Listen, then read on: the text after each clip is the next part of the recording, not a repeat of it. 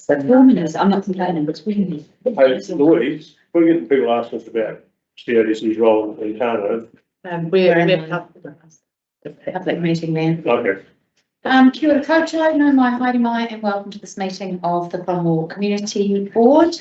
Manawatia Matariki, it's Matariki week, so time for us all to celebrate Māori New Year, and hopefully everybody's got great plans to do something to relax and celebrate over this long weekend. Let's get on to our agenda. First of all, we have our apologies, and I'm going to put forward an apology for Mary McConnell for lateness. Do I have a mover and a seconder? Yep.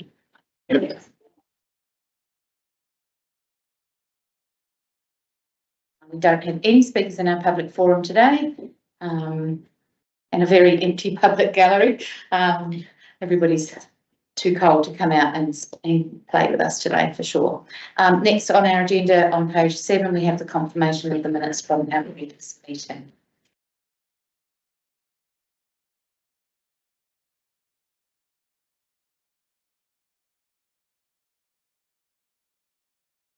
I have over a second. Thank you, Neil. Thank you, Sarah. All in favour? Sorry, but I wasn't there. So no, I wasn't there. Oh, you went there? No, he was on the other way. Oh, you went there. No. No. He's on the beach in my toys. Thank you. No, you should be here. Cheryl and Sarah, thank you for that correction there. And next on page 15, we have our declarations of interest, and a reminder to everybody that as we go through our deliberations today, that you are to stand aside if there is a conflict that arises. Please.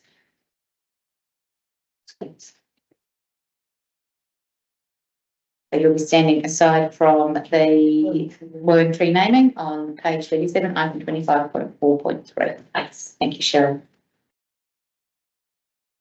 Okay, that then takes us to page 18 and road name approval report for Shannon Farm. Welcome, QP. They've probably been looking forward to this all day. So I take the report as read.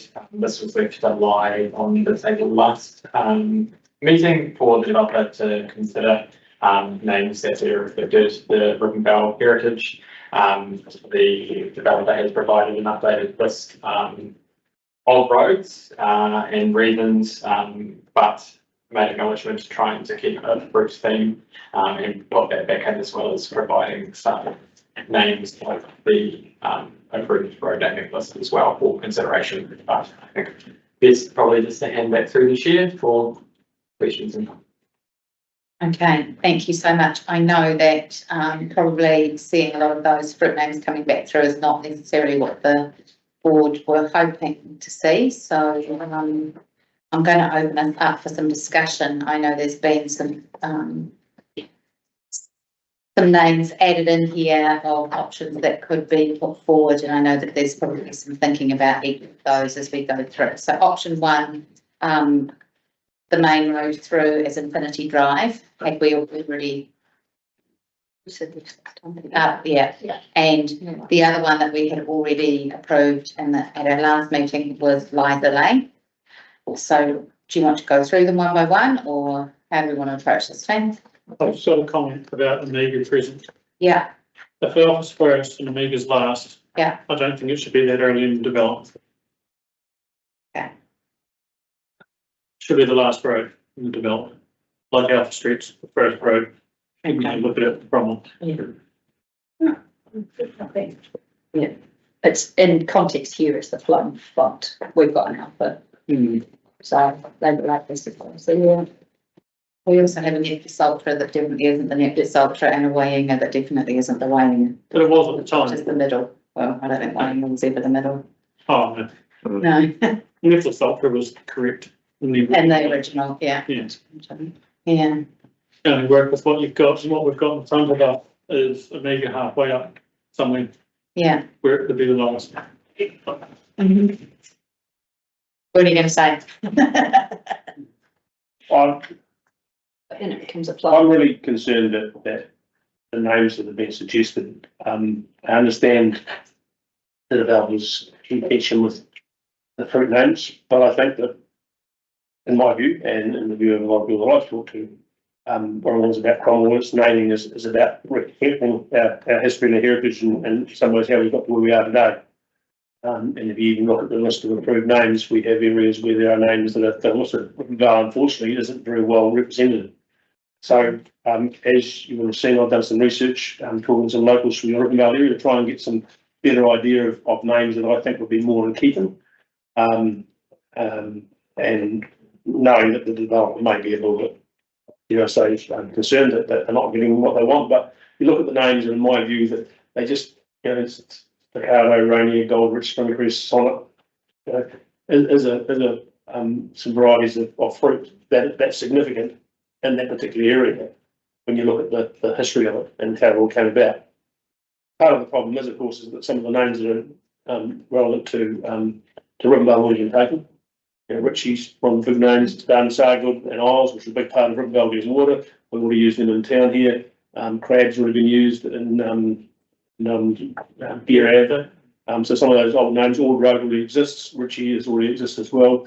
So some of the longer keeping ones are gone. So some of the research that I've circulated talks about the people that originally settled it, Ritchie's and some of their descendants.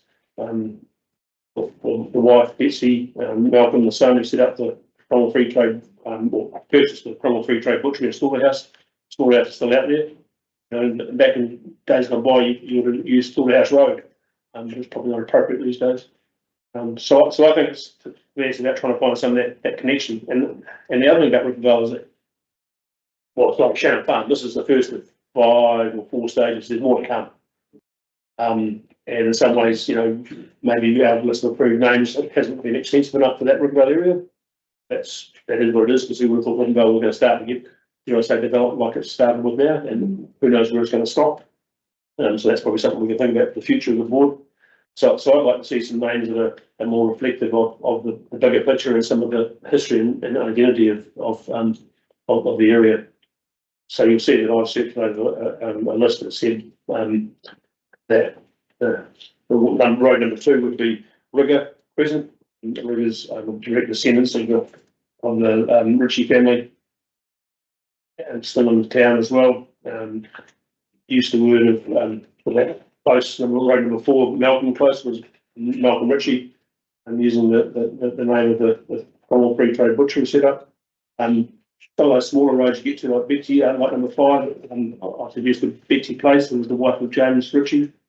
Coburn was the original owner of Shannon Farm land, and that was Ritchie bought that off then in 1882, so whether that's an appropriate name for Road 6. And then I thought 7 and 8, to give some recognition to in this case, the Peaches and 8, we've got Springcrest Court and Goldrich Place did strike a chord with me, and given the fact they're not significant roads, it could be just a right of way or driveway into 3 or 4 sections, it would seem. So probably more in keeping. So that's just thoughts that I've put out there.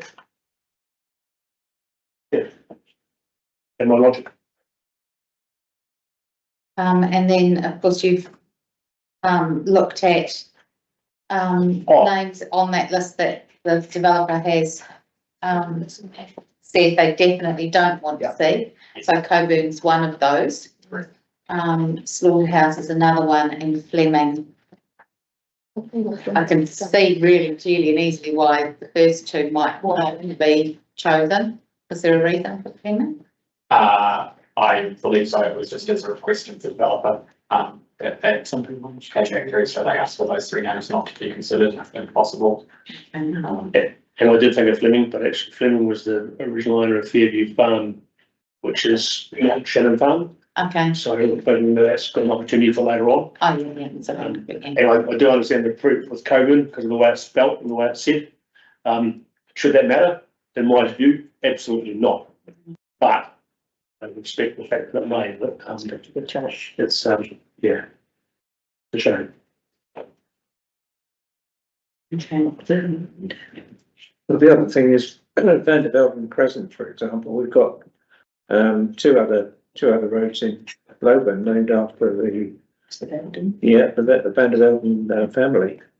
So I would have thought that was a good reason not to have that one. It's not on. That went off the list. Sorry. Yeah, wouldn't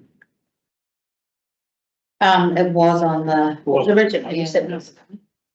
yeah, Yeah, the original report, that was road number 2. I don't see the report that one back. no, that one doesn't come back. Sorry, look, I'm looking at QPs, was the, Yeah, No, that's been. that's fine. so, yeah, so at the moment we've got 1 Infinity Drive, 2 Omega Crescent, 3 Liza Lane, 4 Staccato Close, 5 Rainier Place, 6 Goldrich Place, 7 Springcrest Court, and 8 Sonnet Place. So in effect, we've got 3 out of 8 that we've agreed, and that's it.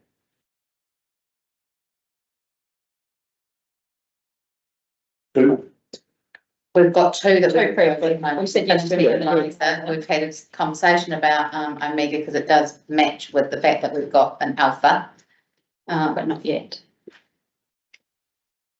So just through the chair, I have spoken to the developer, following the research done around the names, obviously, and it'd be of interest to get a resolution date just in regards to timing of who will see and sign off for the development. So whilst they would have liked to see the orchard theme, fruit theme run through this, they are open to the suggestions tabled through that research, just with the exception of those Those 3. 3 names. So Yeah. the list,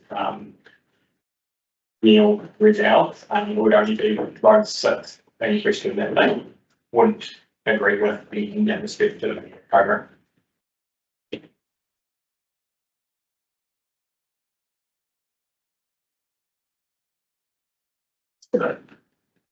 And road 6, if you have a look on the agenda, is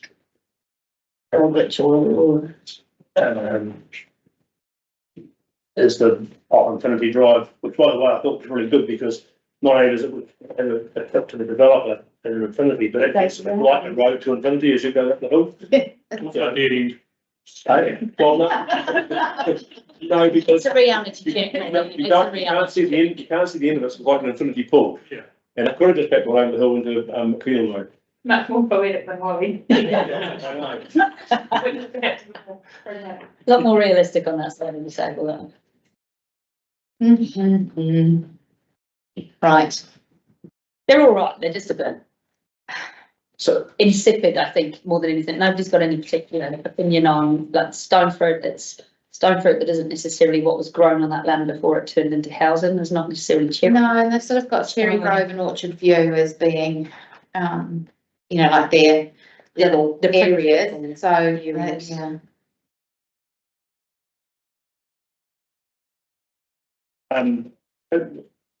what was the backup for Fortune?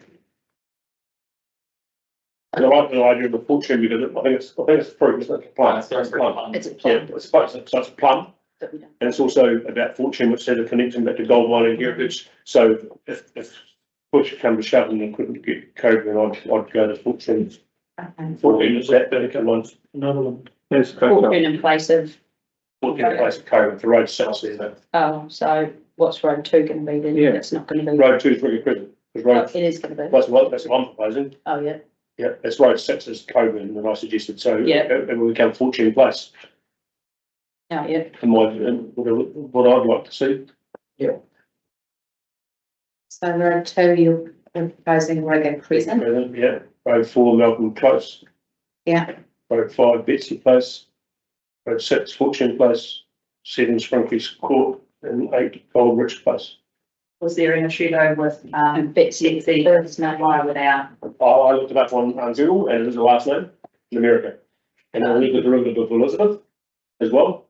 And I thought, well, really, I think I don't necessarily question our policy, but I think it's sufficient enough that I'd be surprised if anybody was to overturn that. And if they did, then our policy is a little bit interesting. Because you get the benefit of a name like Malcolm, which is first name, last name. You can have any last name you want, to be honest. well, you can, given my kids both get last names, first names, but the developer's got some others on there, Mel, Harris, Selton. Yeah, well, Meldy's taken, they've taken from the roll of honour for Rivenvale. from the World Wars. That was what we thought we did it from, the first ownership of those were, yeah, written down. But I was trying to find, in my view, trying to find names that actually weren't even just happened to be in the war, that lived there and worked there, but didn't stay.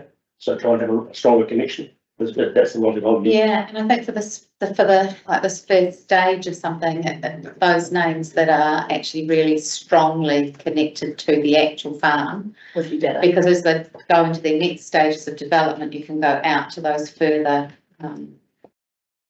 connections, those wider, that one, yeah. Looser all done. And to try not to use connections that are Bannockburn and Yeah. Bendigo Yeah. and around the rest of the gold areas, but actually to use the things that come from Rip and Vale. Yeah. The alley about Betsy in particular was it's quite a small little stub. Just like a right of way, so no size driveway. Yeah, it's not really. Yeah, there's a big Significant, is it? Yeah.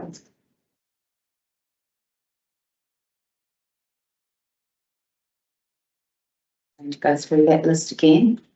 So if we've significantly changed them at this point, does that then have to go back to the developer, or are we able to make a decision on that? The developer is interested to have a resolution today. If it's, additional names or a table with them, is today's name. And then only those three that they said a definite no? Yeah, okay. Right, so have we got the list up, please? Riggers RLGGIR. And also, he was pretty big in the Cromwell Golf Club, by the way. There's a Norman Rigger and Memorial Trophy. Yes, that's right. What happens when we bulldoze the golf course and build housing? It's maybe on there. Sorry, guys. I thought I was big. That's good. Did I sit somewhere else? Here? No, remember down because he's had a heart attack. You're not doing that. Despite your answer. Yeah. Sorry. Did we need a point of order? So,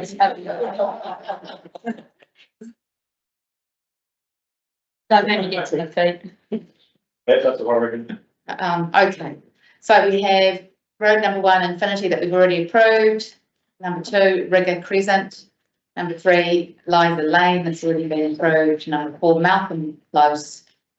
Sounds like someone's name. Number 5, Betsy Place. Number 6, Fortune Crescent. Number 7, Springcrest Court. And number 8, Goldrich Place. Actually, they all sound like they are playing in the NRL.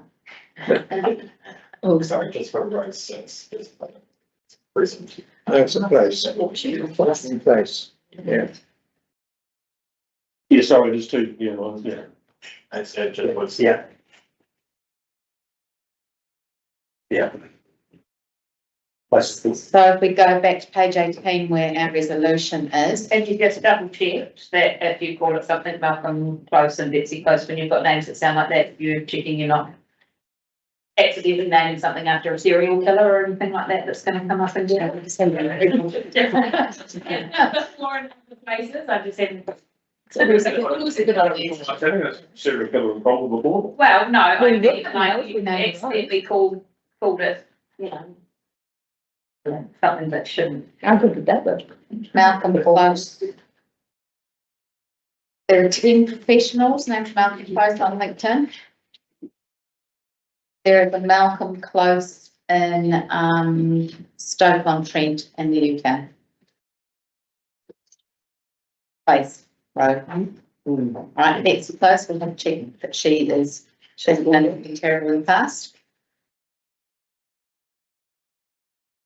A Republican. He was a Republican. Republican politician who served in the Oregon State Senate in 1950.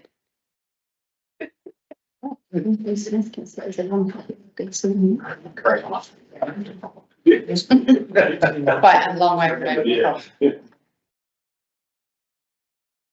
Okay, so take us back to our actual document. And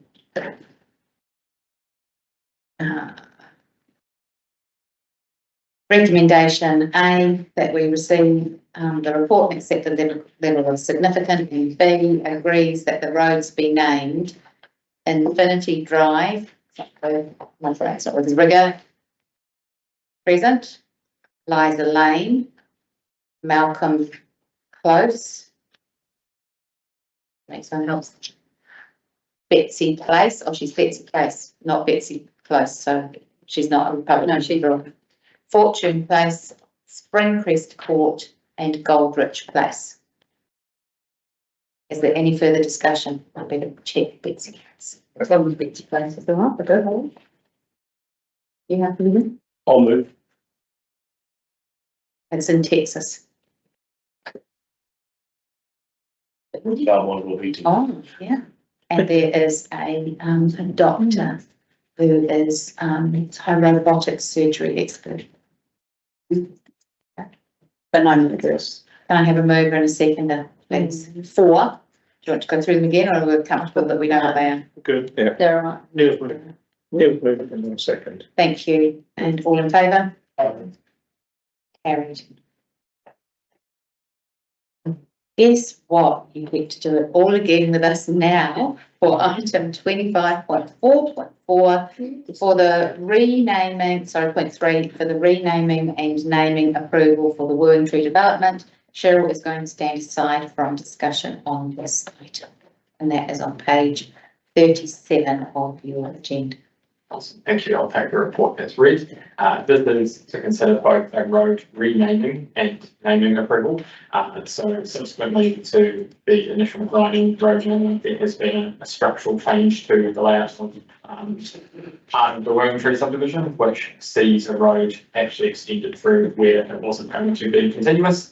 And so what's before you to we're looking for a resolution on is the extension of Plover Court through where the road is going to be continuous, and using the name Kawariki to for a road off there that actually gets to be named. So both of those names have been approved previously by the board. We're just looking to replace one with the other and switch it slightly. It's still a court, isn't it? Still just a, Yes. the end of the street's got 2 greenways. There's nothing going to change in the layout of that. Wairiki Court goes between Flower and Blondie Drive. I was terrified that Plover Court now will go out onto Drive. Puakai. Where's that one about being easy to say and not And then miss? something Wayne, I can't quite say. Years of. Standstill. Years of Cromwell name of Puakai. So have they got access, Flower, there's a bird. can you access Plover Court off both those streets? See that, or it's either one way or not. Because otherwise, because if that's the case, I'm worried about the use of the word court. Yeah, that's what I was. Oh, on Flower Court. Yeah, I don't know, because now, wherever before it stopped with the Greenway, so you look at all our courts we've got, the Kerry Court, apparently, well, they go to the Greenway and either end, and they go across a road in the middle. I'm not sure the court's the right, That's what I was Could be getting. a Oh, way, that's, could be a way. I think it is, if it's away from Sandstone Way to, Puakai. Polokai. if it's Can't not be gone by. Oh, yeah, you're going to be A and C, right? Yeah. Then I think maybe way might be better, or lane or something.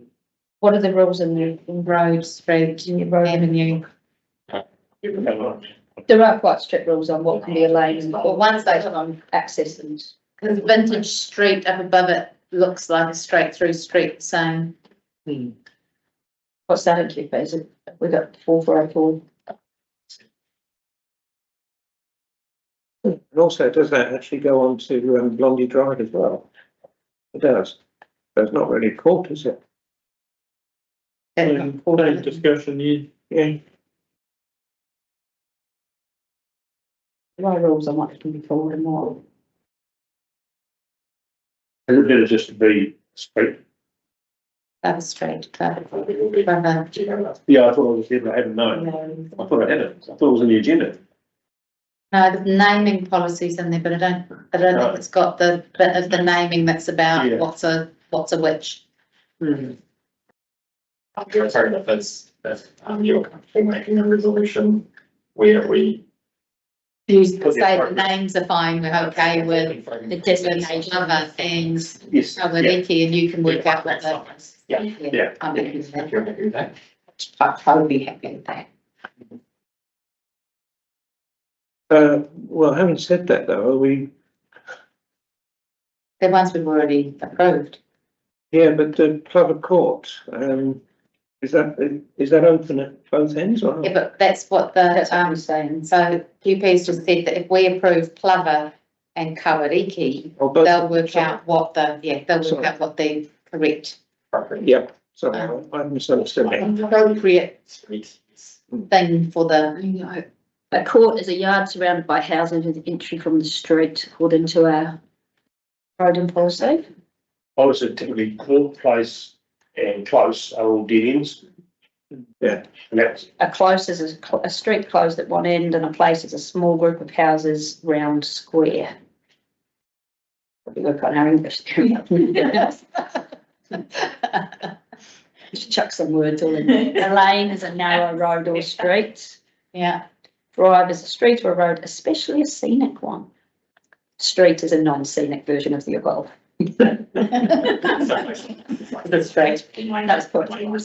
Yeah. yeah. Housing and A narrow road or street, we should rename it. I'll put that down. Everything's a Plover lane. Street. What about, what's a road? Just a word from getting one place to That another. is what you get called if you don't fit in any of these by the look of it. A grove is a road lined with houses and trees, no room for trees in there, crescent shaped. An avenue should be the Terrace, same. lane, drive, street and an avenue.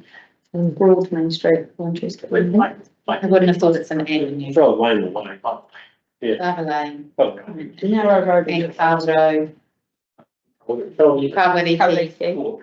that can still be a court house. That's a yard surrounded by houses with entry from the street, so, No,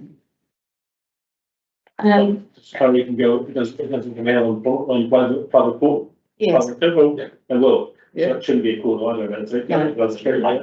too late. Lane, yes. Lane, yeah. Nice, so a place. Okay, so let's go back to page 38 and to the resolutions and, page, sorry, 37. That we receive the report, accept the level of significance, recommends to council that Kawariki Lane ought to be renamed Plover Lane. Approves the unnamed road of Plover Court be named Kawariki Lane.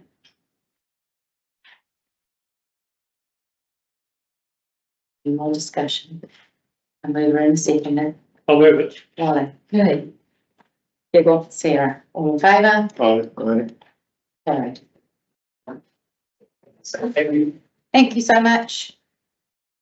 Righty ho.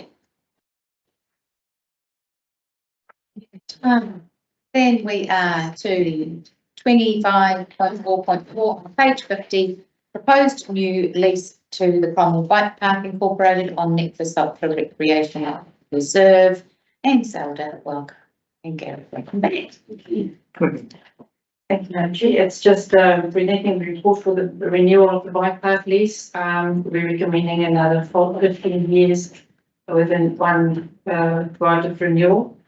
In the report, I included the financials of the bike park incorporated. It turns out, a rookie mistake, it's all donations, so there's no income. And I just wanted to change the rental to $1 if demanded.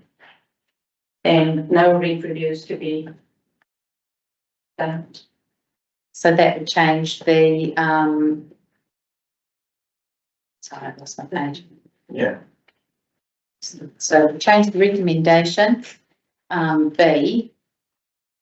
Yeah. The commencement's the same, the term is the same, the right of renewal is the same, but the rental goes to $1 $1 if demanded. if demanded. Is that plus years too? Of course. And then no rent review, fees, No rent review frequency, and obviously no rent review dates. and the rest stays the same. Okay. I'll go on. Just one question then, about that's the termination 5 years. That's both ways, isn't it? Yeah. If the bike park folds, that's going to be made nonsense of. Doesn't matter. Right?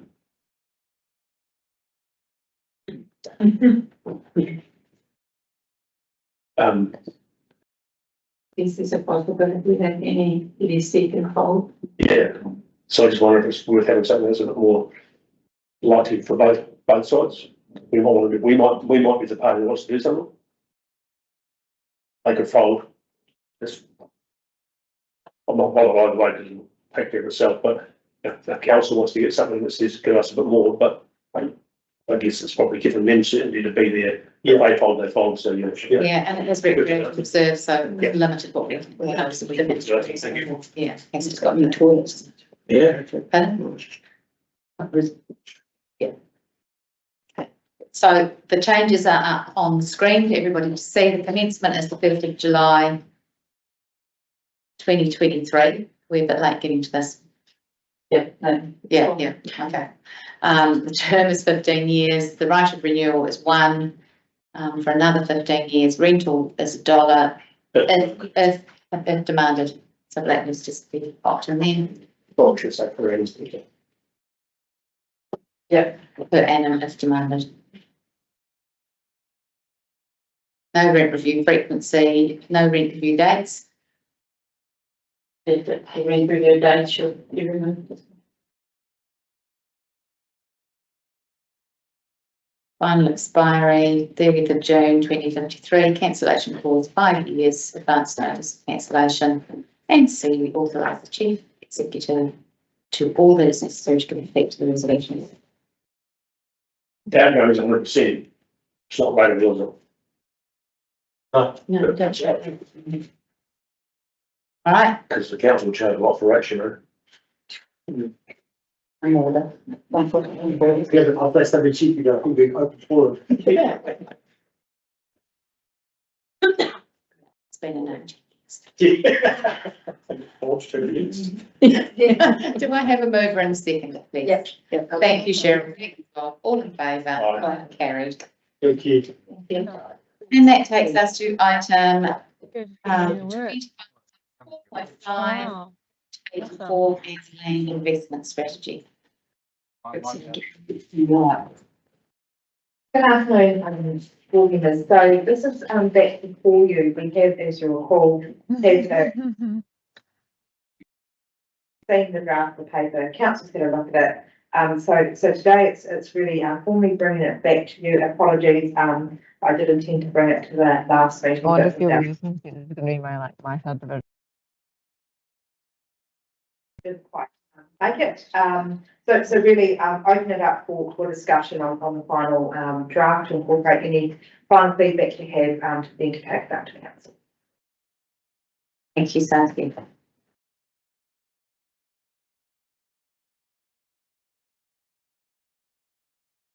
So you had the report before you and the strategy document in front of you. Do we have any discussion? I just have one thing I observed and see if it was worth worrying about. Is that once the strategy's in place, should we formally review it from time to time? Yeah, that's a good idea because within the strategy, particularly under the economic resilience section, so there's a whole lot of factors for the board at the time to weigh up when they're recommendations to council around how to use proceeds, and that could change over time. We might find that that's not fit for purpose in 5 to 10 years time. So actually, I'm more than happy to put a renewal. Very standard for strategy is 5 years, but I'm happy to renew it. Look at it much earlier than that if you wanted to look at it in like 3 years time. We can put a time down on that. Well, what if we shouldn't do from what we do with our policy and stuff, where we have a review after the first 12 months, 2 years, just so that is this working as we intended? Yeah. And then probably in each electoral term, Each cycle, I Yeah. think, it's probably. so that you've got each new board gets to See, review it. yeah. Yeah. Yeah.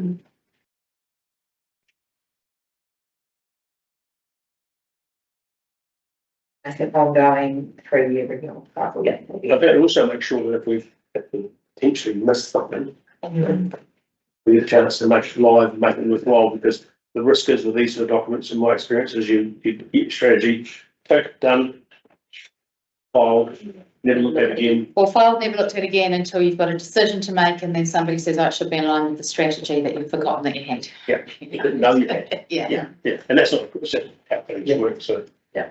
Try and make us better for the future. And this is a significant thing to, I guess, always be on top of. And, the board and council can at any time review a strategy, and it doesn't mean start program to bring it back. But at any time, if the board says, hey, we're not happy with this, we need to amend it, or we want to look at it, absolutely on, your direction. And if that gets onto a cycle where it happens formally, then it's actually less chance of being left in the bottom drawer until all of a sudden someone comes along and says, no, you can't do that because it says this. Wally, do you need something? Yeah. Yeah, so I look at this document similar way as the Racecourse Reserve, right? The Racecourse Reserve affects Alpha Street. The endowment land really affects the town centre, in my mind. It talks about, it's more about the selling side, I feel, rather than the buying side. I feel like it could be more holistic as a document. I wasn't picking up on that holistic approach. I just feel like it was geared towards the endowment land. Like it's the endowment land that brought this about, I think. Definitely, and that was my brief at the beginning, to focus it, because the board has control over the endowment land, in terms of being for the benefit of Cromwell. So definitely this was, and this was that brief, I misunderstood it was to show this would be. Gear Yeah. Yeah. That's a specific thing down. And I think that, overall, and definitely already to the council, the overriding sort of, principles and outcomes for these documents, I think you can probably use, and it's very Cromwell specific, the content. But these principles are pretty sound for any, in my view, any, land development within the district, but that would be obviously a conversation with council. So in terms of amendments, Wally and the board, in terms of Wally's comments around the. We would say, But I think this is about endowment land. yeah, And this is the template we talk about as a council. This will become the template for the Vincent and the Minnesota and the Rock and the Tibia going endowment land. So I think the good thing about that is that it goes to the policy about review as well. We're going to actually get some more reviews done as other boards get to look at this thing as well going forward, and council looks at it again. That might mean that circles back and say, we'll make this change. So I think we can focus on what we control, which is our endowment land. We're not control, we phrase that, which we have oversight of. I think that's really important to get that right. So I don't think that, so Gear Out doesn't fit into that category. This is the deal with this endowment land. So I'm happy with the way that it is in that respect. Wally's got a good point though about saying, just make sure we don't lose sight of that going forward. How relevant it is to the endowment land, not quite so sure, but should be in some ways. It's all about making sure that you have a way that you're going to, I suppose, run the investment. Because no matter what you do with the endowment land, you're always going to have the funds, either in land or cash. It's the only way you can have the endowment land, isn't it? It's either the land or it's cash. Yeah, look at the strategic assets. Yeah, well, sorry, that land, I mean, land building, yeah. Do we need a parallel document that talks about where the cash is going to be moving? so that will be, our intention was as, say, Bannockburn is developed, that the board of the day will be having those conversations around, each block being developed. Hey, that right, we paid off the whole now. Right, our next priority for Cromwell, is the Cromwell Town Centre. Once we've dealt with that, then we're going to look at where other proceeds go. So I see that as quite an organic thing of the board of the day and their training and being like, right, this is what we're thinking of, and it feeds into the LTP in terms of that, because Cromwell with the current planned investment is going to have a very healthy bank balance at the end of that of the 9 years of the LTP. So definitely in the 27 LTP, I'll be really hoping some of those conversations are being had, and with the next board starting to think about, right, beyond repaying the whole, what does it type of problem? There's talking here about the community visioning that led into the master plan. But I think some community visioning post plan change 18 would be a lot more current and a lot more relevant. Because at the time of the master plan, people weren't really thinking about having hundreds of millions of dollars of asset at their disposal. So I think community visioning could be another whole exercise as well. I think the community vision, I'm assuming that was the work that Rebecca led. That's referring to the piece of work that Lou led under the master plan piece of work. So the master plan was something that led into plan change 18. Yeah, so the master plan, part of that was the state plan, which was Yeah. adopted in 2019, and out of that has come plan change 18 and 19, and the rural next review is also part of that.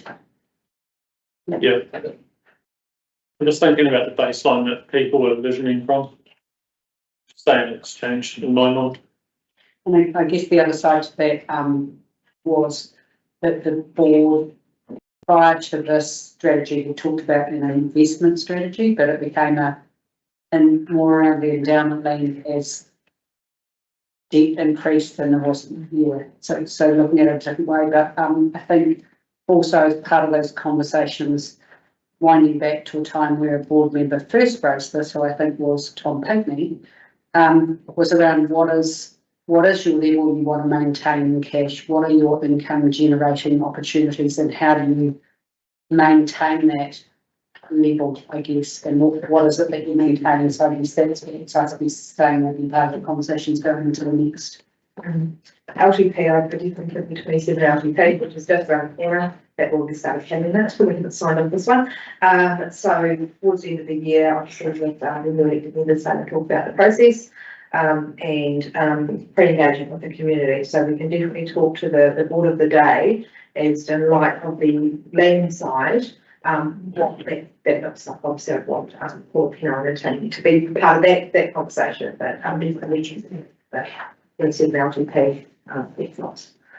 But the key thing here is that this strategy sets us up for that. And I suppose the good thing about it says that then flowing out of that's going to be a lot more decision making for the board. Strategy provides the framework by which we're going to address how we're going to do some stuff.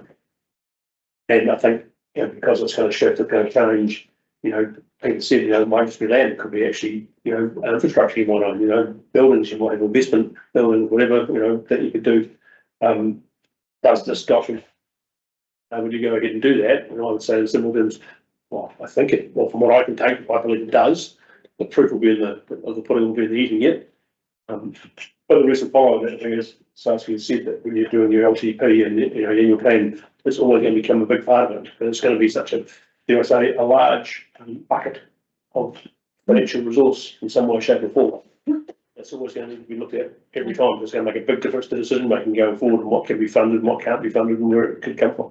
I guess if we're going to have that initial review after 12 months, we should be starting we could have a much better view of what's happening on that Bannockburn Road piece of land and how quickly or slowly the debt with the hall is likely to be paid, to be able to start talking about what the investment strategy looks like for further proceeds of those sales, because we should have a more precise picture of what's happening there. Because at the moment, it's still, there's a 2-lot subdivision, and then after that, there's a lot of scope for how that could be developed next.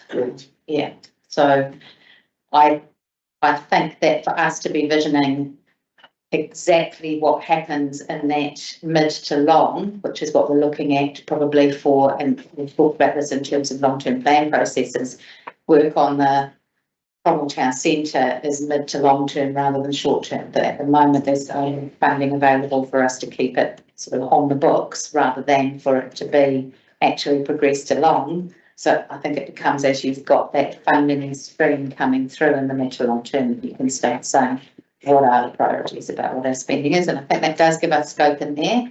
It does talk about those timeframes and those principles.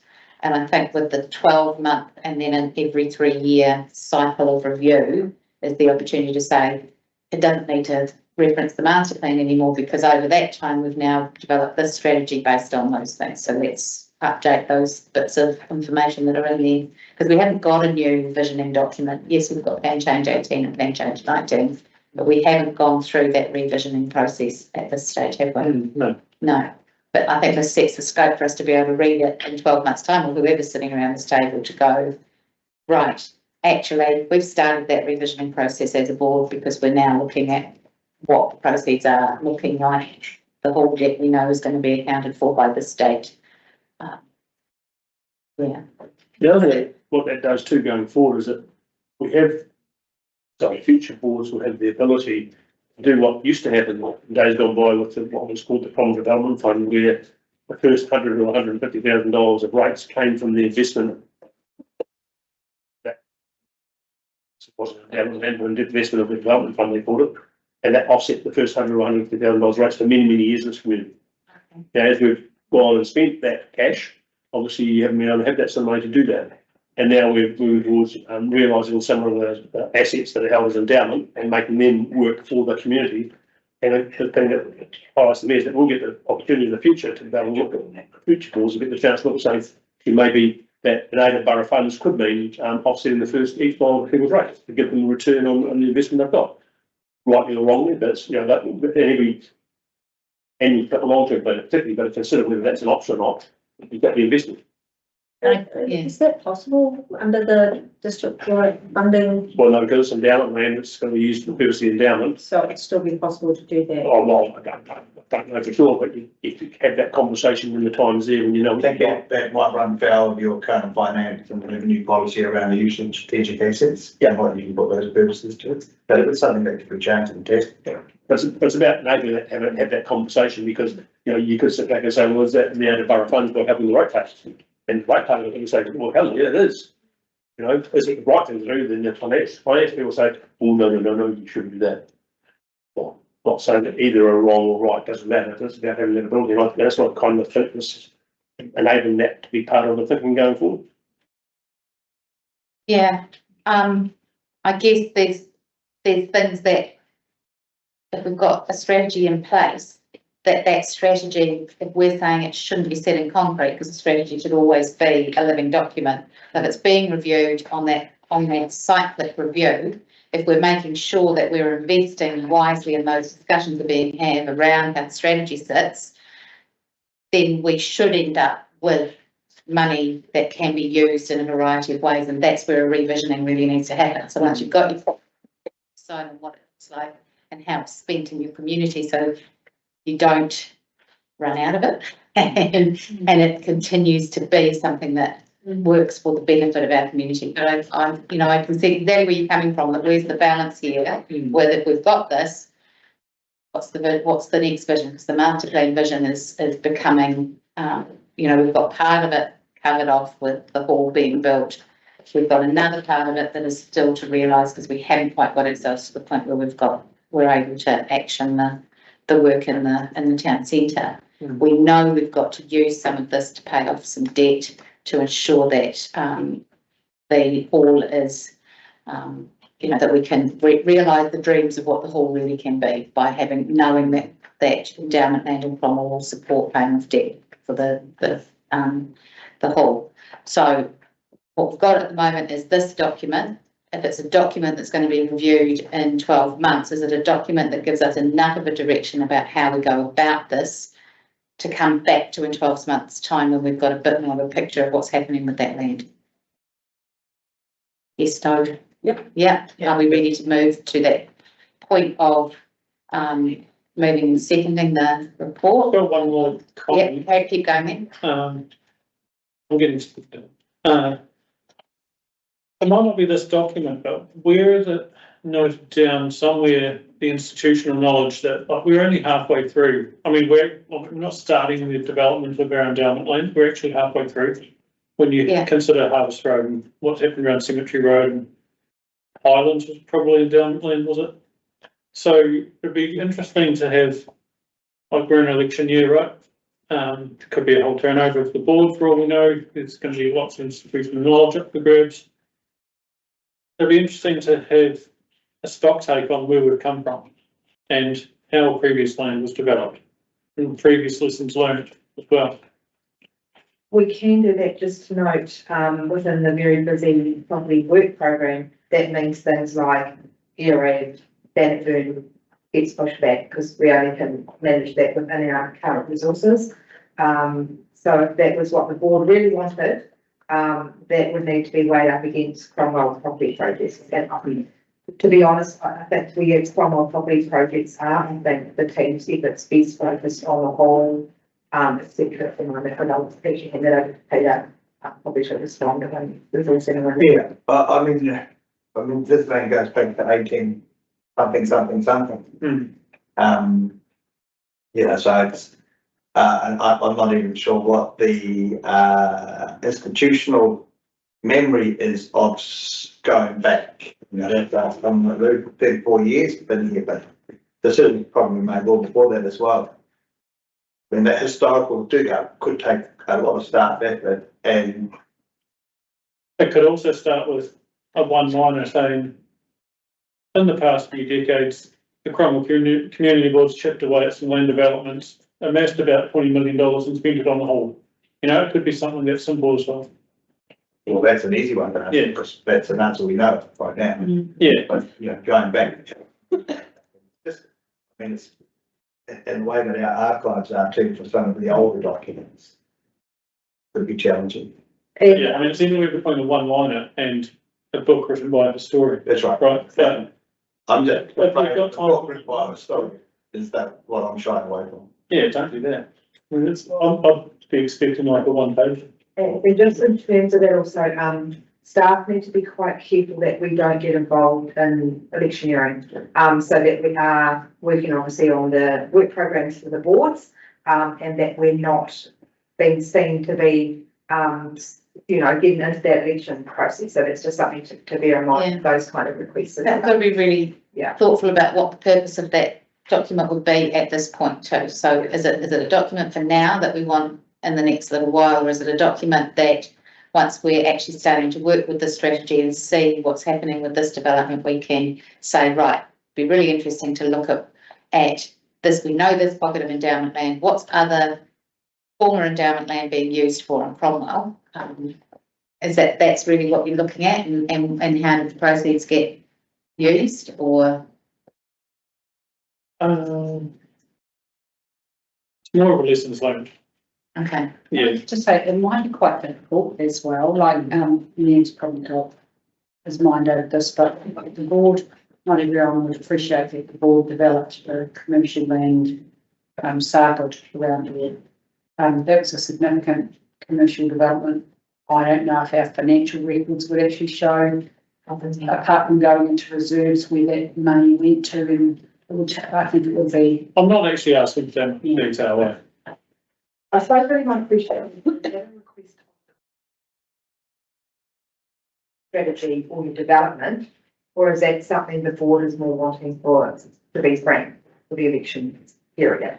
And I think that probably is the guiding light here. If the board, so if the general request of the board, if we want it now to understand all your land work, then we can go away and scope it up and make some decisions on resourcing.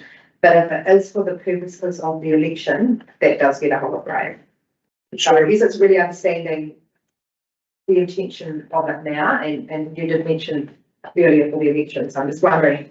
Well, it was more as a reference that there will be a change in the board in the next few months. Yeah, So there that will be a reference change. to the election wasn't about the people standing who are re-standing here. It's the fact that we're in a position where come October, the first meeting in October, November, that there may be a completely different group of people sitting around here. And how are we able to pass on to the next board what lessons we've learned with land development that's happened over the last however long, so that we know how that money has been divested and used and spent and So I guess that's something that we could add to the list of really the new board induction. And we can have a look at, in terms of the property area, what we can easily sort of at our fingertips, perhaps get into that. Because you're right, there's going to need to be quite a, sorry, this is being, question probably. There will need to be, especially, new faces around the table, you know, that induction process, understanding where the board's at with all of stuff. So, definitely can factor that into the induction. And certainly this piece of work, because it's coming really late in the term, that the makeup of who sits around this table, when there's a whole lot of new board members, it is going to be very different from the makeup of the table when you sit here today with equal numbers, council and board sitting around the table, and of course Mary is also here online, but when, you know, it's going to look quite different. So just making sure that the people who are representing Cromwell as part of the Cromwell Municipal Board are really aware of their role in this investment strategy for endowment land. I think that's probably where you're coming from, and knowing that these are the lessons we've learned about previous developments, what's actually been solid, what's been less successful, and where money may have been spent, or knowing that this is where we're at now. How does this look, and what does it take us into the future? What visioning do we need to do next to make sure that the decisions we make from this are solid?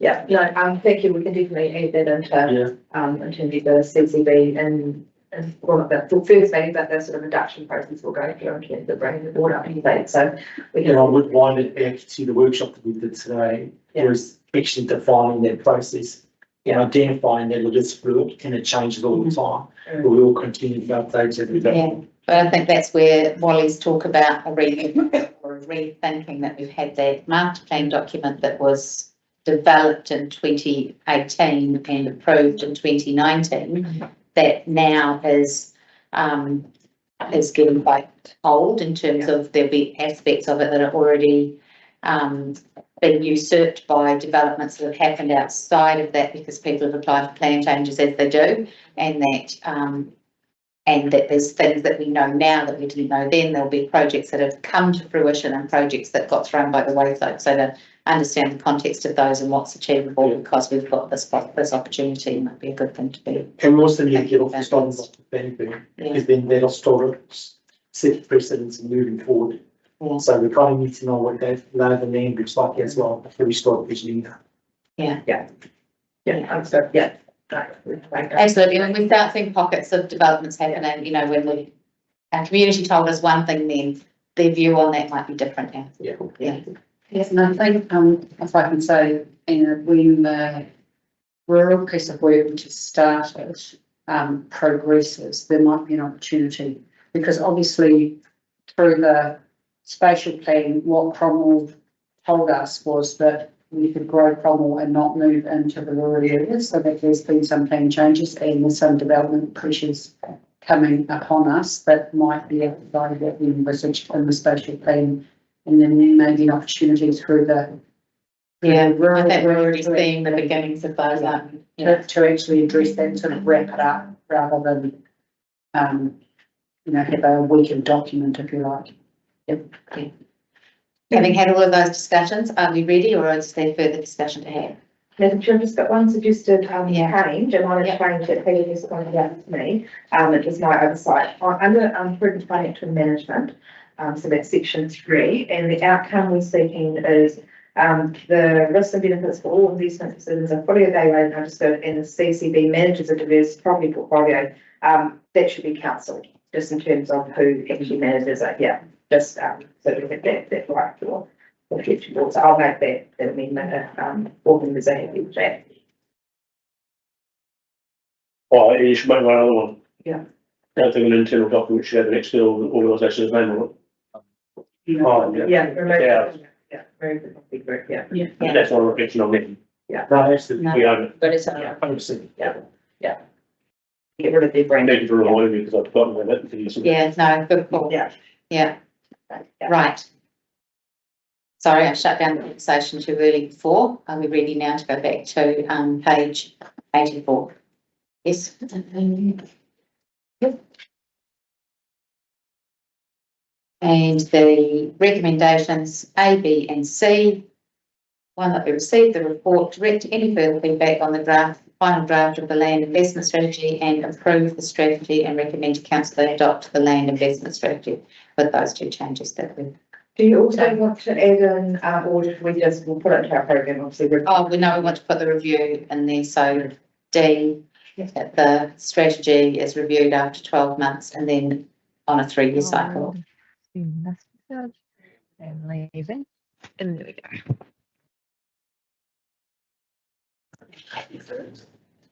Mary, go you. Emailed.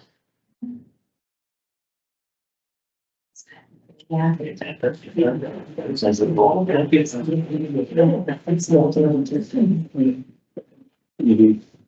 be fair, I don't know. It's in the other way. So just getting that worded up. Recommend that the strategy be reviewed after 12 months and subsequently on a 3-year cycle. That's A, B, C, and D. Mover and a seconder. Thank you, Cheryl. Seconder. Thank you, Bob. All in favour? Yeah. Thank you very much.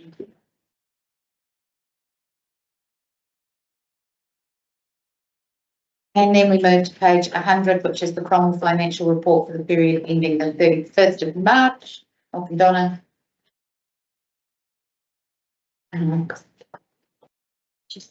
Okay, the paper is being read. The financial results for the 31st of March 2025 has an unfavourable operating variance of 279,000 against the revised budget. This is predominantly in revenue, which has an unfavourable variance of $275,000. Driving this variance is the grants and subsidies with 1.7 million being received for the Cromwell Memorial Hall project so far this year. Internal interest revenue, user fees and other and reserves contributions are also higher than budget.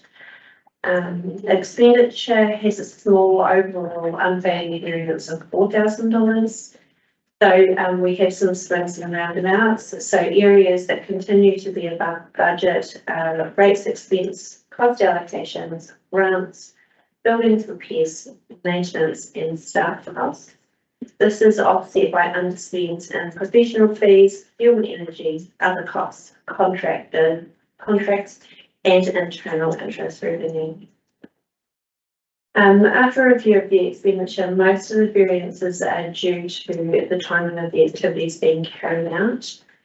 After being asked at the last meeting, the sport pavilion is having some work prepared and hopefully completed before the end of the financial year to improve the security of the sports pavilion. The capital expenditure has a favourable variance of $1.9 million with 72.8% of the total revised budget being spent. As we've been talking about for this year, the major project is the Cromwell Memorial Hall, which is actually meeting its budgets at the moment, which is driving that 72.8% in overall expenditure, which is nearly at 75% with expected March. Also at the time of writing this report, and of course things do move since from now to around June. The parks and reserves were doing some irrigation projects and had them underway, as well as some work at the Cromwell Cemetery.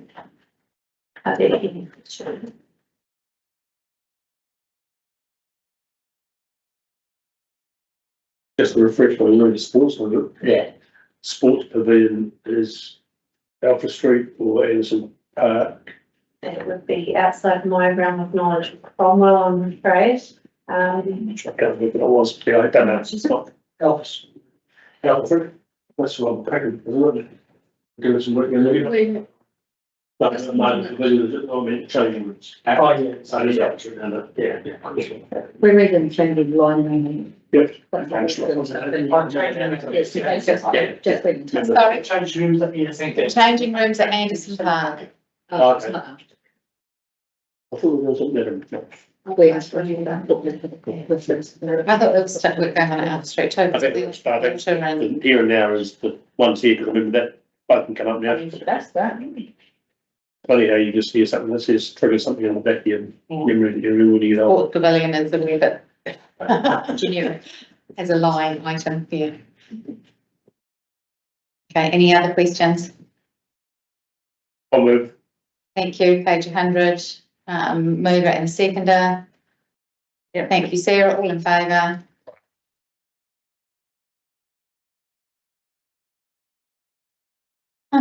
Tamer.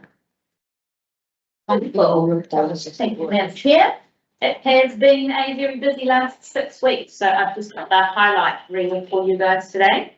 I went to the All of Local Government meeting, which included the release of an online tool to support women and also men in the face of online abuse. That's available from the ministry's website, and I think there's a link to it on LGNZ as well. Sam Stubbs was there talking about the potential to fund significant infrastructure projects from the capital of KiwiSaver providers, such as Simplicity does with housing. So there might be more of that on the horizon, which would be great.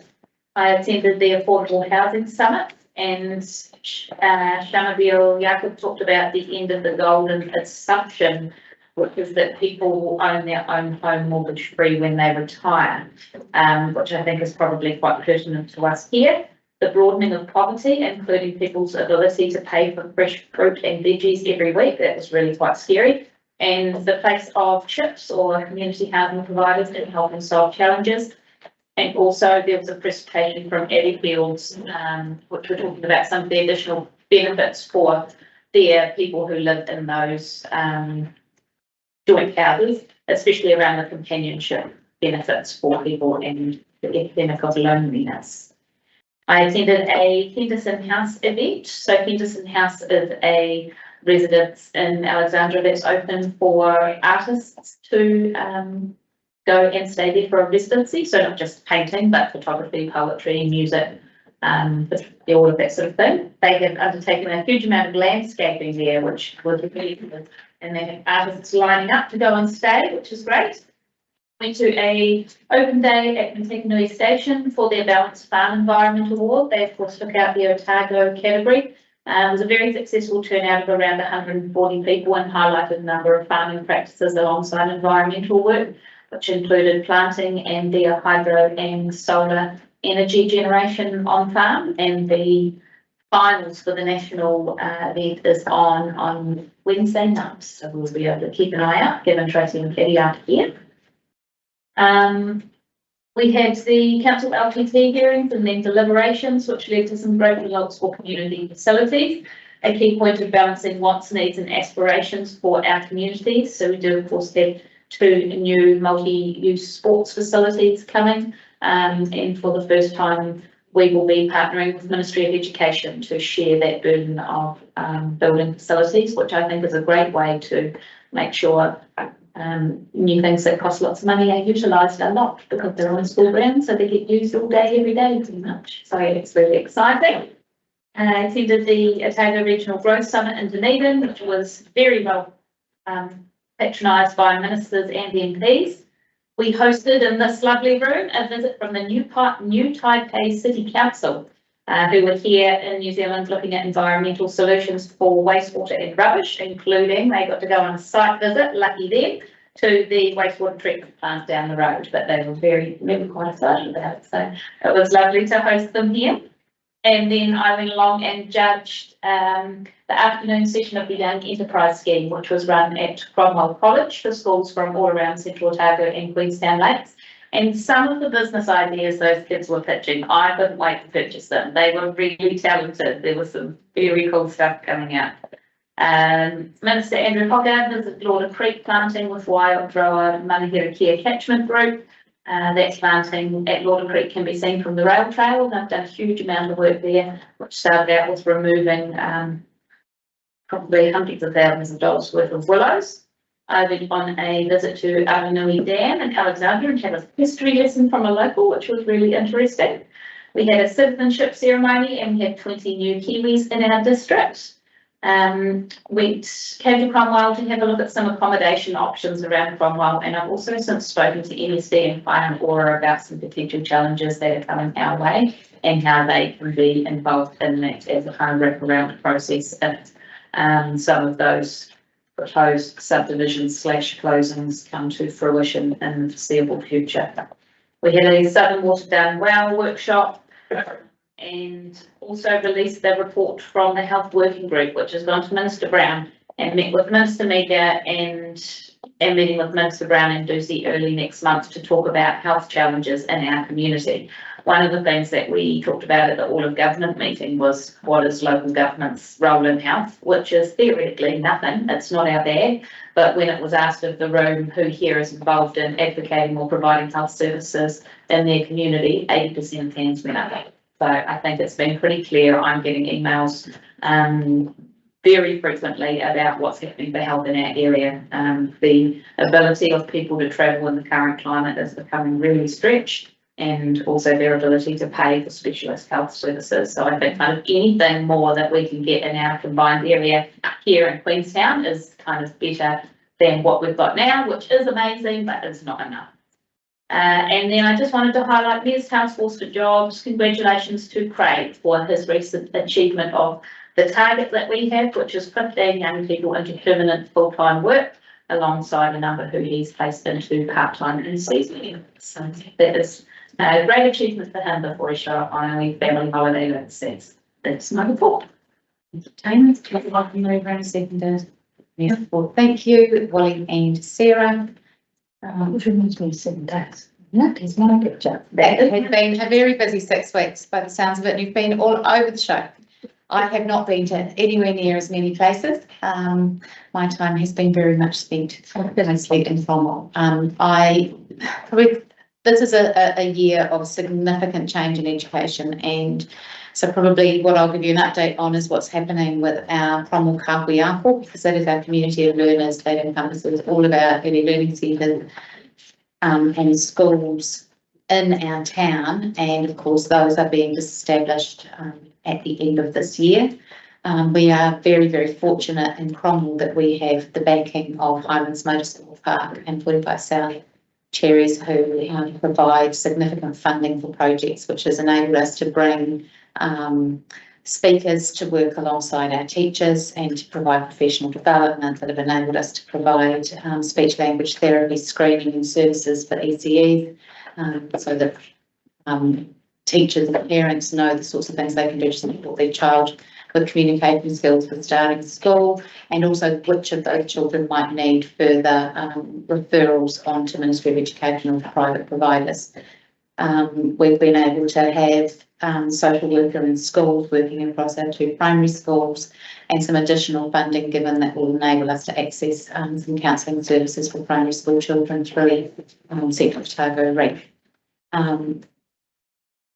So we're, in terms of our community and how that fits together for us, we know that bringing people like Rob Cope to talk about children's safety online, bringing people like Nathan Wallace to talk about the teenage brain in the first 1,000 days, and all those important things about how we're supporting our kids in our community, that our ability to do those things may be diminished by the loss of that, which we see as a big loss for our community. So as a group of principals and student leaders, we are looking at ways that we can work together and maybe look to form a trust with the excellent external funders that we currently have available to us, a little bit like the Children's Trust that exists in Wanaka, so that we are able to continue providing those services. So that's something that the education community is working really hard to try and maintain the collaboration and the level of community support through working together. So just to give you a wee update that yes, we lose some staffing, some people who are getting a bit of extra in their pay packets won't be getting that, but hopefully what we can maintain is something that's really important for our community, which is keeping parents having some really high quality community engagement evenings and some possibilities for supporting their kids in lots of different ways in our community. So that's been the thing that's been uppermost in my brain in the last little while, and I've attended those community evenings, and of course there's more community evenings coming this week. I know Sarah's got 2 to go to. She's at the college tonight for their Matariki night, and coming along to Goldie's tomorrow night for ours. So Do love a bit of child-made food. Soup's pretty good, it's hot, we know that we've boiled the bugs out, so you should be great by the time you get the mug of soup. So that is my report, just so we update on what our big picture thinking for our Kawhiako looks like. So my report, second. Thank you, Sarah, in favour, and we'll go round the traditional way with Cheryl as our first person for now. Members' reports. So, I also met with the Associate Minister Hogarth, which was actually just an informal sort of a chat about what he's up to, and that was very interesting. I attended the LTP hearings. Around about 17 people spoke to their submissions. A lot of spoke about the importance of the halls to the schools and the community. Melissa Gear, principal of Auburn School, attended with about a group of year 7 and 8 children, and they put together a very good argument as to why their hall was important to themselves and their community. They were very entertaining as well. There was a lot of support for the church, so both at Alexandra and Ranfurly, and support to keep the Alexandra pool, outdoor pool open. Local water done well was covered off as well. There was concern about the lack of affordable housing, funding of central stories, and development contributions were among a few others. However, there was also concern about the ongoing increases in rates and how this is becoming unsustainable. I attended the Old Cromwell meeting, and again, they had concerns with water. They are considered to be a high user, and of course they irrigate all the green way around the old town, and they are concerned about the increasing cost that they will be facing to keep that green. So that's just something that they're going to have to work through. I attended the deliberations, which actually weren't as frightening as I thought they were going to be. And I think council came up with some pretty good results about how they could actually cater for some of the community's needs and wants. I attended council, and there was an update on the Cromwell Community Hall. There was an update on the museum fit out in Roxbury Entertainment Centre. There was a report on emergency works funding, and that related to the February rainfall event, in which will qualify for the NZTA subsidy. So they'll pay part of the cost. Update on the May wastewater compliance and the Ranfurly and Paduroa water supply non-compliance. This is still being worked through with Mark Owen, and it's not really been resolved yet. The determining of the fixed rate portion of the general rate in community facilities rate proved a bit more challenging, I feel. And although council did come to a decision as to how they were going to move forward, that will come across their table again in the future. There are a few other reports, minor changes to the registers, delegations, the financial report for the period ending 31 March, and there was an update on the CapEx for the Cromwell Memorial Building. And then there was a Cromwell Community House meeting, which I was unable to attend because I was being wined and dined around the district, which was lovely by work. So that's my thank you. Fine. Okay, so it was only 2 days after the last meeting. I attended the Central Target Sports Awards of CRDC, not as an athlete, but it was great to spectate. Thanks for the clarification. Business BA5 at Highlands last week, which was hosted at Highlands by Santana Minerals. Cromwell Business Network breakfast at Black Rabbit, where Julie Muir spoke to us about local water done well. That was only 3 days prior to submissions closing, I think. I went to Nathan Wallace's presentation on brains, which is supported by 45 staff in Holland. I attended the drop-in session in this room on the racecourse reserve, and yesterday lunchtime I attended a local government New Zealand community board Zoom meeting. Mayor Morkel Tapania was the guest speaker there, and last weekend I, as an athlete, participated in the Islands events rustic run around the sluicing to Bannockburn. It's a pretty good field there. And I've been to 2 Automobile Association District Council meetings since the last meeting as well. I've also been fielding quite a few queries on the local Water Done Well proposal, gently suggesting that it's more of a council inside matter, but I participated where I could, and been trying to initiate discussions with people as I cross them with the racecourse reserve plan, just highlighting that it is a big thing and it is a local community board basket matter. Oh, thank you, Neil. Nothing too significant. Yeah, I think is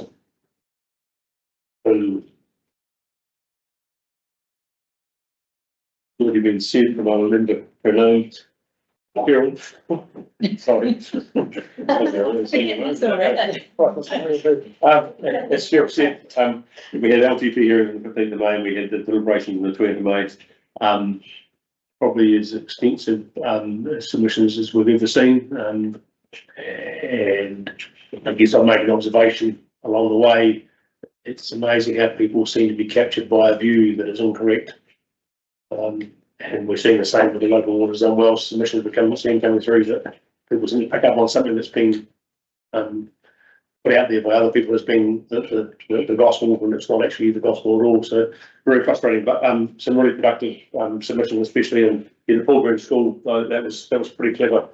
And you can't help but come away from that when you hear from the community saying, "Listen, do not put the rates up, capital this, capital that," and then the other people say, "But I want this, and I want that, and I want that." And people are saying to us, we need to be stronger and saying no. And part of me says, well, we're being strong by saying yes. So leave that where it is. I'm sure we'll cover really what happened at that council meeting. I would like to acknowledge our chair for her good update on the May for the council meeting.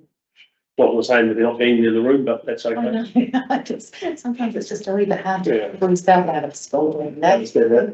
We're a hearing family on the 10th of June. We did a boundary reconfiguration for Northburn Station, and also a subdivision consent for property in Dunstan Road.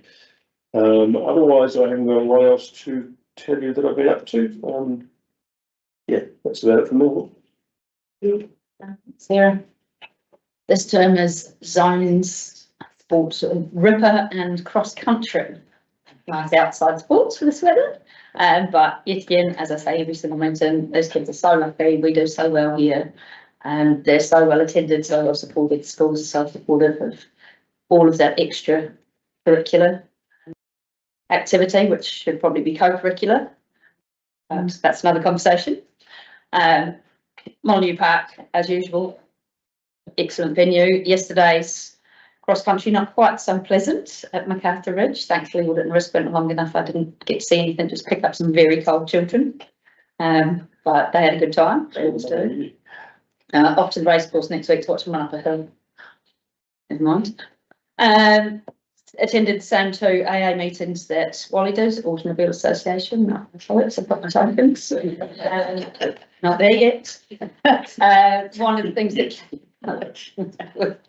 moving on. In the May meeting, one of the things we discussed was a speed limit reduction, putting in a submission there for highway coming across the McNulty junction with the highway there through to almost to, just beyond Cemetery Road. Yeah. Given the development that we're looking at happening over there and the traffic and the accidents that we've had, so we thought that was quite a sensible submission. Trying to get ahead of the 8 ball with the development rather than what Queenstown are doing and developing the roads after 50,000 people have moved in. So hopefully that gets some serious consideration. And we're looking to work closer with Highlands on a submission regarding the reduction in testing requirements for driver testing, and looking at what needs to be done there if they're going to reduce the requirements for physical testing, what wraparounds we can put in there to make that safe, including extra defensive drive training or logged hours with drivers, that kind of thing, rather than just reducing the testing requirements because it's too bureaucratic. So we're hoping that gets some traction as well, and that gets listened to, especially around here for our young drivers. But good to see the Tony Quinn Foundation supporting the driver, the Street Smart campaign, and seeing a lot of the teenagers going through. That's awesome. So hopefully that makes a difference. The Cromwell Resilience Group, we were the born of a need for emergency management. Coming up to about a year ago now, we have a resilience group called Cromwell. There's also sister associations in Terrace and Bannockburn, and we met on the 24th of May. We sat here and had a tabletop exercise similar to the council do. In the event of a disaster, what's going to happen? How do we function? And it's good to see that group coming together and the three areas working together as to how that's going to work, how that's going to partner with council, and what really happens on the ground.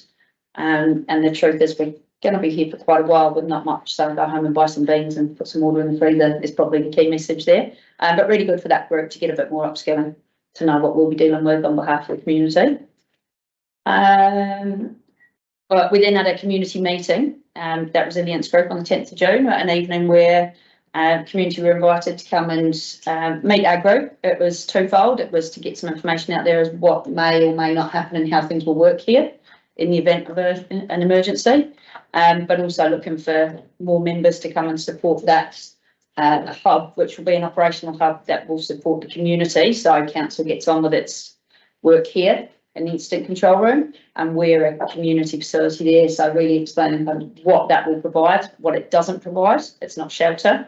There is no Red Cross here, but looking for people to come along and join that. So anybody knows of anybody that has any capacity to support a hub that will be open for realistically many days or weeks in the event of a significant disaster. It will be good to keep your eye on the bulletin, and there'll be a community cup of tea and a chat coming up to try and recruit a few extra people for that. Same council things that the lady over there told us about. Yeah, that one there. And the Recreation Reserve drop-in, which was very well attended and lots of strong opinion, but great to hear them. And Paula Penno told me, well, in the meeting this morning, that we've got another session. Do anybody know when? Oh, Henry. To be confirmed. Oh, so yeah, awesome. So taking that feedback was really good, and those people didn't feel like they'd quite been listened to enough, or some of the things we haven't got quite right. So we're going for another session. So I think that's really positive moves that we're going to go and say, hey, look, we're listening, and here you go, come and tell us that stuff again, and write it down and make a submission. But hopefully we get quite a few submissions on that, because I think we've got a bit to do there with that plan before we really know what the community wants and what we need to do. I've been attending the Memorial Hall fortnightly meetings. Museum fit out's been discussed now on the back of some funding with Story Inc. and some of the space that's getting a little more finessed, looking really good. As you heard before, Phil is moving out of that role, and Beck Snape has taken over that project leadership. I don't know, what's the official title? I think that Gareth said that the official titles were still being, the roles were being divvied up. Bex will be a Someone. person moving forward, but that sounds, the building itself is on track. It's going well. Naylor Love are communicating and building very well. I think it seems to be, everybody's happy on site. 70 people, we Phil said last week, on site. So she's pretty busy. And what else on there? LCP hearings and deliberations, audit and risk meetings, quarterly meeting and LTP. And I'm pleased to say I passed my RMA Commissioner training, and I am now qualified Commissioner. to sit on any hearings panels from here on. Thanks, me for this.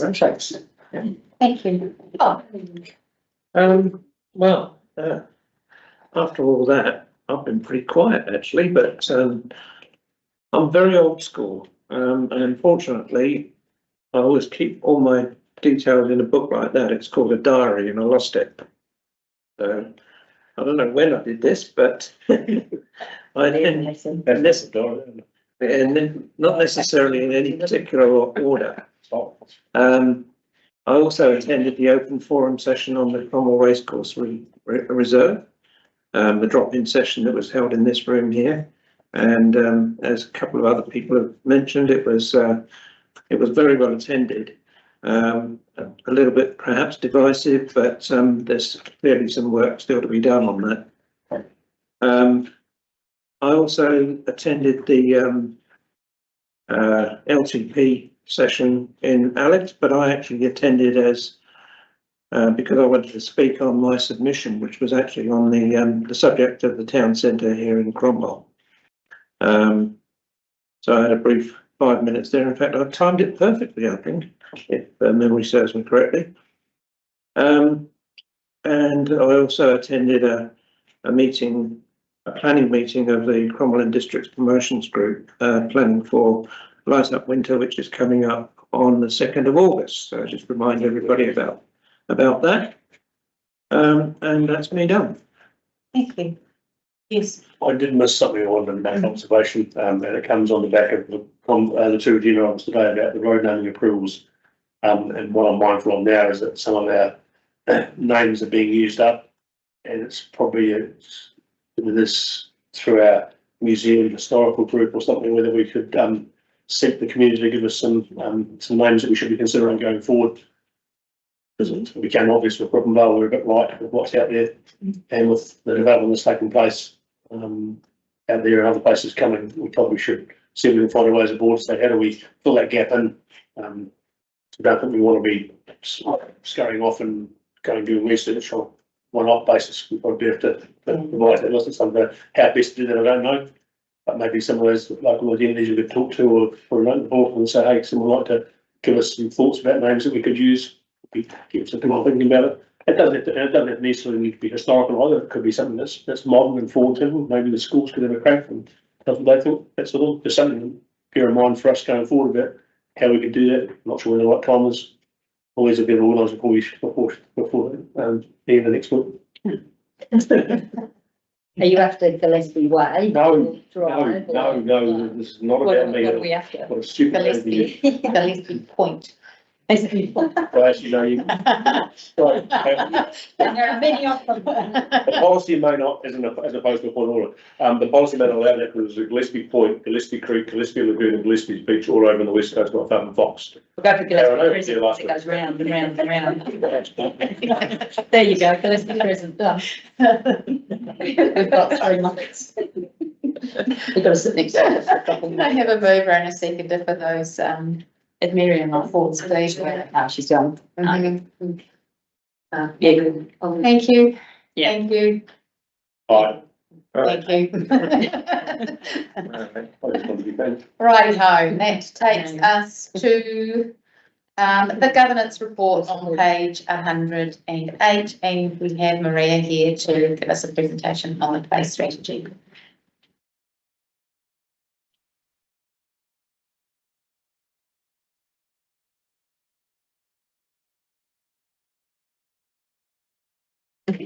Good afternoon. It was International Day of Play last Wednesday, so I thought I'd start by talking about that. We, Sports Central, they put on a day of play down at Anderson Park, and it was very popular. We were speaking about the Cromwell Racecourse Reserve, and yeah, it was just a good opportunity to get people out there, so. That's about 70 kids. There were a lot of kids, and I, one of the things that Paula and I noticed too was, bare beach, like it was freezing there. Kids are stupid, Maria, aren't they? And Mr. Whippy was there, and I thought, well, we thought people wouldn't be interested in an ice cream, but Oh, it was fascinating. So yeah, special shout out to Sports Central for that one. So this is a short update on the play strategy. So it's about where we're at, what we've heard so far, and what's coming next. So as you may recall, the strategy stems from the open spaces strategy and it fills a gap. So right now, council doesn't have a dedicated play strategy. And this is broader than just playgrounds. It's about how we create opportunities for play in all sorts of spaces that might not just be in a designated play space. There's also places to think about like bike parks and skate parks, but it's also thinking about our rivers and our reserves and our own backyards. In saying that, we provide opportunities for play through play spaces, through playgrounds. And so that is a focus of the strategy, but we do just have to sort of set the scene and acknowledge that play happens in other spaces, and we can think about that as well in the strategy. So we've just wrapped up stage one, which was the early engagement piece. This is where we didn't want to, I guess because it's our strategy, we're not making assumptions about what play means to our community. So we've gone out there and we have done a lot of work and we've talked to a lot of people. So we have talked to well over 580 people, if we consider our place survey and also the QR code responses, which were in all of the playgrounds, and a youth engagement, which was led by Sports Central. So that was Kate Hamilton from Sports Central. She went to 5+ schools around the district in all different wards, and talk to different age groups, multiple classrooms in some schools to really dig deep into what play means. So a part of that was we weren't looking for a wish list. That was not the idea of this, not a big wish list that we can't actually execute. The idea was to find out what it is that a tamariki want from play and why it's important to them. And then we can do the work to figure out how to provide that in a sensible way. So specifically in Cromwell ward, we have 12 council play spaces. So we've got plus the skate park and the bike park.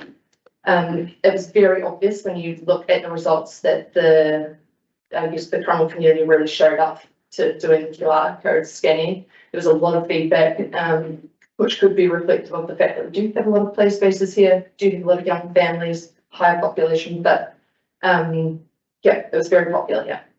So we so that data was really useful, I guess, to show us exactly what play spaces are providing and where they're lacking.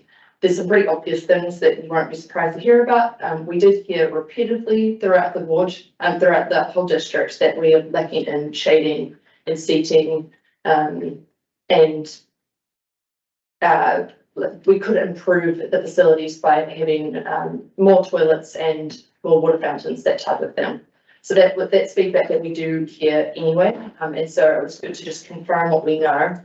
We have now clarified exactly, I guess, what playgrounds are good for what ages. So we have heard the feedback over and over again that certain playgrounds are good for certain ages, but now it's a little bit clearer about which ones are really catering to a certain age group and which ones need some improvement. Through the survey, we have learned, I guess, a few key things. It's pretty obvious that play is valued by all ages. We had a lot of demand for, I guess, more multi-generational play and making sure that the playground is suitable for all ages so that there aren't like half the family isn't left with nothing to do while they're there. We, as I've said, heard about barriers like shade, limited toddler equipment, accessibility, and we also heard that people want a variety of nature and challenge, and also play is valued beyond playgrounds.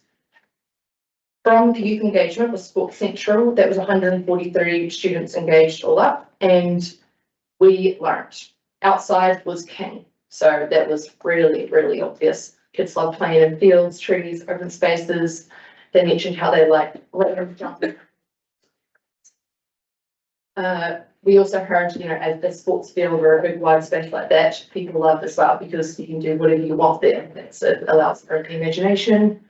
Playgrounds still have a strong appeal. We had lots of demand for different bits of playground equipment.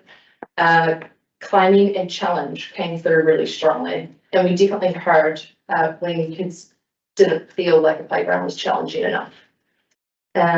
Social connection matters. So when we asked them why they like that activity or why they like playing, it often came back to because I do it with my friend or because I do it with my nana, that type of thing. And calm and comfort also featured. So students said they liked playing at home because it was peaceful or they could do their own thing. So we are in the process of putting all of this data together, and we're about to go and write the strategy now. So we've got a lot of data and a lot of information, so it's puts in a good position. This is stage 2, the drafting, which is going to run through until September and October, and then we're going to come back to council with the draft. And yeah, and that's She'll be after the elections. after the elections. This is just a bit of a check. So some of us, You might even. Why not? You'll get a chance to contribute to the next draft though. As a layperson. Yeah, like it's. No, you should say that. And also there's a young family survey that's gone on in Cromwell over this time too, and they've been interacting with us a lot on this one. With some good data which we can also use. So,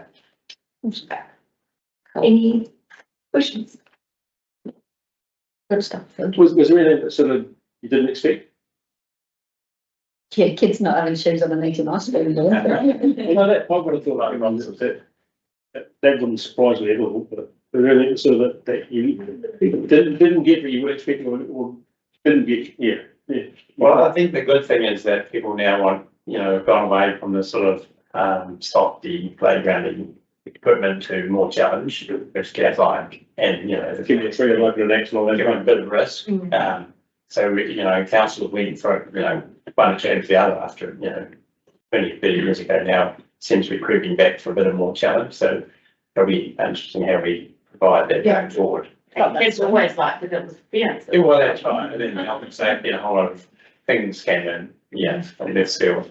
I was maybe surprised, I felt like maybe we'd had to make that case more about why play is important, and it felt like we were going in ready to gear up and explain why it was important, and everyone was sort of shouting back at us like, yeah, we know, come on.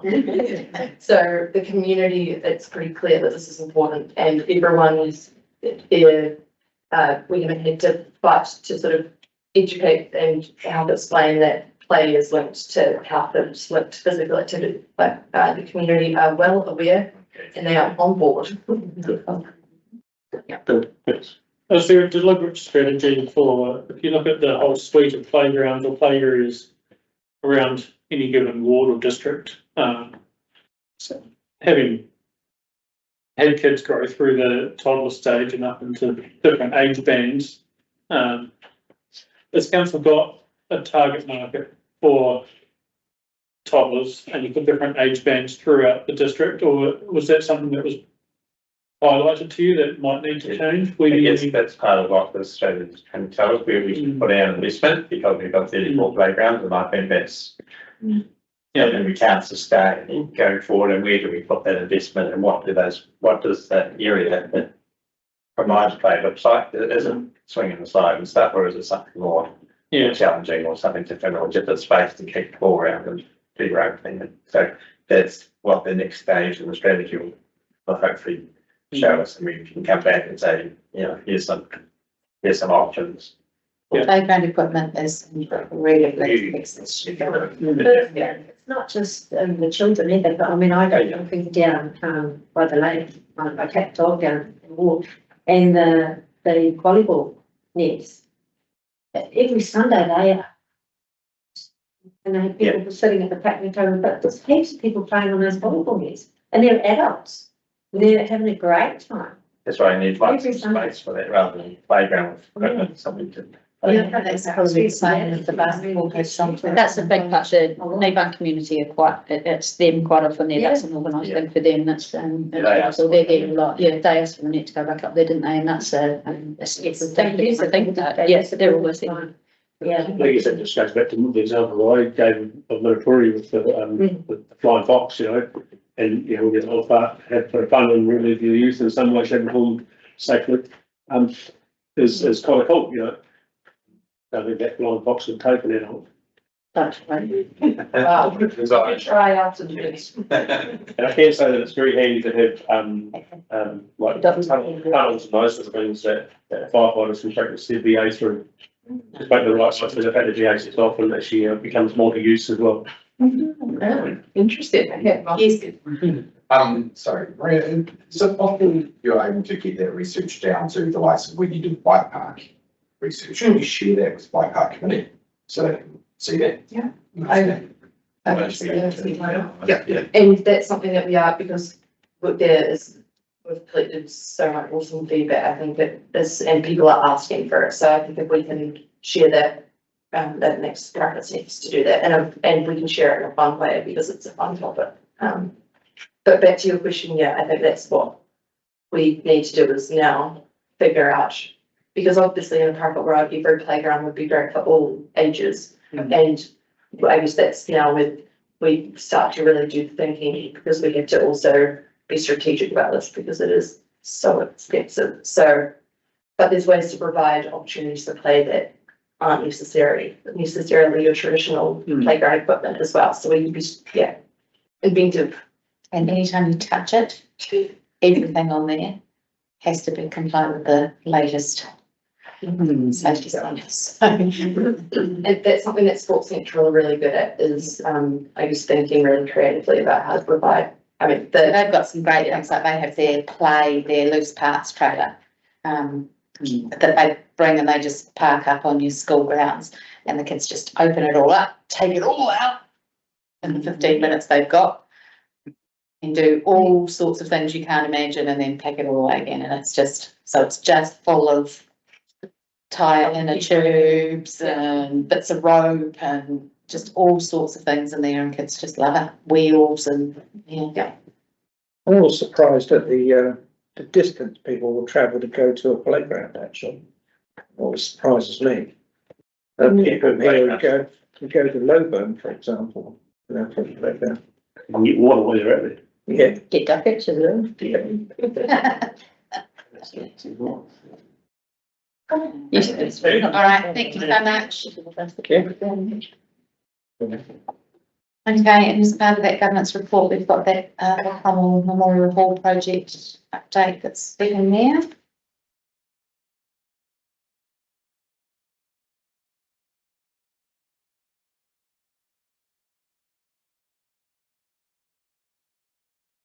Like things are ticking along as they should be, which is great. And then on the status updates, is there anything there? I'd like to compliment the team on the very informative status.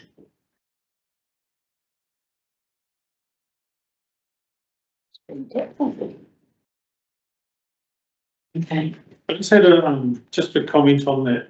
It gets to a point where it says matter closed on these various items. And the matter closed is where the report is presented to council. There could be one more line item with what was the outcome from that council interaction. Yeah, that's helpful feedback. Yeah, that is helpful feedback, so that we actually know. Yeah, it's a good point. Yeah. I didn't need to know because I was at the council meeting. Yeah. Know what was said. So yeah, That's probably even more important. more important than the board members, especially important the board members. Yeah, it's good. That's one. We'll add that to the list and we'll make sure we And so let's go back to this page of all of that, and recommendation is that the report be received. Who would like to move and second that? Pardon? Can I please? Yes, you may. Yes, the seconder. Everybody. Please. Allow him to. But beautiful manners, thank you. Please, madam. May I? All in favour? And that brings us to the date of the next meeting, which is Tuesday, the 5th of August, which seems like the year is disappearing. And we will just take a quick break while, we turn off the public meeting to Too much. oh, sorry, I need to read the